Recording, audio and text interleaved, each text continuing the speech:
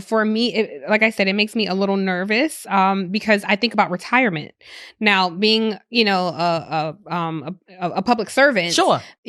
your latter years of life look different financially. Absolutely. Where you have to create what that looks like. Have you thought about what life, you're in your 20s, have you thought about what life looks like financially in your 50s and 60s? Like the retirement plan, Yeah. right? So, y'all say rapper and producer, podcast producer. I am that, but I feel like my best gig is the real estate. Yeah, I forgot that. So I bought a house off hustling, off my gigs, and now I rent out rooms in my house, and I'm saving up that money so that I can renovate my shed and turn that into another house, eventually buy another house, so that's where I really see this going. Real estate is where it's really, I see a lot of income for me, but even that's scary. Me and my mom were just talking about it. I'm like, well, what if nobody people are broke. Times are hard. And so I had a tenant move out a few months ago. It took me a few months to get another tenant. That's the part they don't tell you. Right. But in those months, you have to spend your own money. Spend my own money and pay my mortgage, which that it is what it is. That's my responsibility. But that's the part they don't tell you. You do real estate, and it's not as easy as it looks, but it is what it is. It's what I chose. And I feel like that's really where I see my path going. And that's where I see my retirement going, is I want to just keep doing real estate and having more homes. If you don't mind me asking, about how much money do you make annually, per month? How? Because you don't have a 9 to 5. Yeah. I don't know if you look at it monthly or annually. Yeah, annually, I make about $80,000. Okay. Mm-hmm.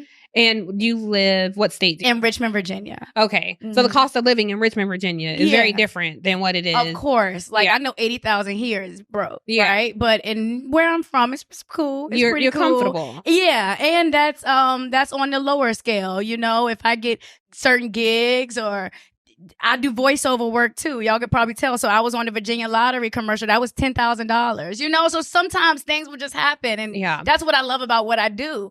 One of my friends said, she said, Imani, I don't know how you can live not knowing how much money you're going to make. I said, I don't know how you can live knowing exactly how much you're going to make. For me, the sky is the limit. Yeah. And that's how I look at it. That is a really good point. I don't know how you live knowing exactly how much money you're going to make. That's kind of depressing to me. Yeah. That's it. Yeah. No, I completely get that. For you, for retirement, will you work after retirement? So if I can just go back to what Imani said, ma'am. I'm just marveling over her.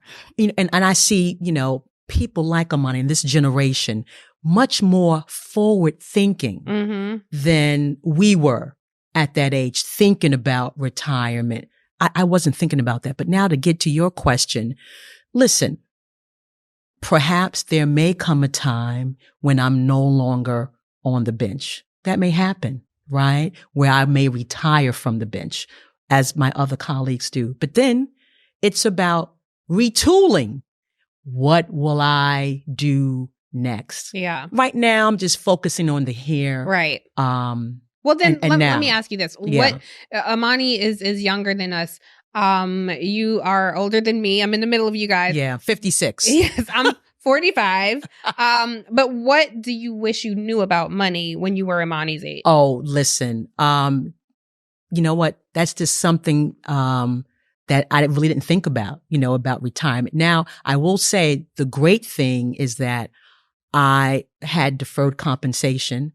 Now, I could have put more into it as I did, but I've had to learn that, so deferred compensation, having those advance directives, a power of attorney, a healthcare proxy, all of these things, a will. But that was something that happened later.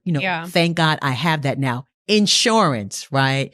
Life insurance, long-term those insurance. are, That's important. I have to say for me, what I wish I had known when I was your age, I did not know how quickly 45 would come. Yeah. And now that I'm here, Yeah. I can't imagine how quickly 60 is going to come or retirement's going to come. And so I was really good with saving money because I've learned, or my entire life, I understood the ground can drop from under you at any given point. So I've always been okay.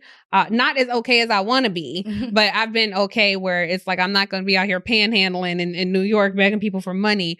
But I do wish that I had understood investment earlier. Same. Right. Like you're buying real estate and homes. One of the things, I wasn't in a position to do that. So when I moved, I mean, I moved to Washington, D.C. when I was really young, like 21. I didn't have the money to buy a home in these pre-gentrified neighborhoods. They were going for like $250,000. Now they're worth over $1 million. That wasn't even an option for me. Jay-Z talks about this in 444 about what happened in Dumbo in Brooklyn, how the real estate just went up.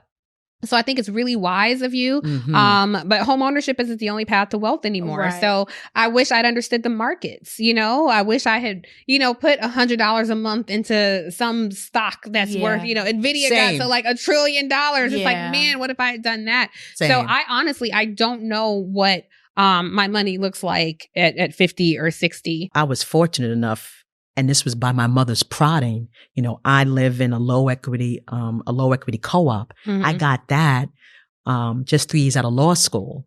And thank God that I can live in this area. I live in Harlem. And so I would not be able to afford it now. But, and it's a very reasonable maintenance that I pay. Home ownership has such credo in our communities for that reason. Exactly. I'll tell you a little bit about my college journey because I want to hear about yours. But I will say I dreamed of going to an HBCU. I grew up watching A Different World and I could not wait. So I actually only applied to Clark Atlanta University. That was the only school I wanted to go to in the Atlanta University Center.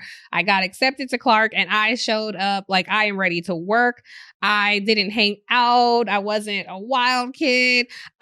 I don't think, this might be TMI, I don't even think I had sex the entire time I was in college because I was so focused on being a certain... It's strict. I was so focused on being a certain kind of person. And I didn't hang out with other students. I was hanging out with my professors. I read every book they gave me. I was that focused. And I got kicked out of school. Why? Because I ran out of money. I had no support. I was filling out FAFSA forms by myself. I didn't know. There wasn't no Google at this time either. So I'm literally with a pen and paper trying to figure it out. And at some point they were like, hey babe, it costs money to go here. Like, where's your money? And after 2 years, I thought life was over. I thought this was my moment and I failed. I could not complete this. And so it was devastating. I have to say though, once that happened, it gave me such a grind because I showed up feeling like I had to prove to everybody. So after wanting to be a journalist, I got a job. I had experience. So I did an urban journalism workshop with NABJ. I had learned my craft enough that I could enter the workforce, but it was such a hard time. So I got a job.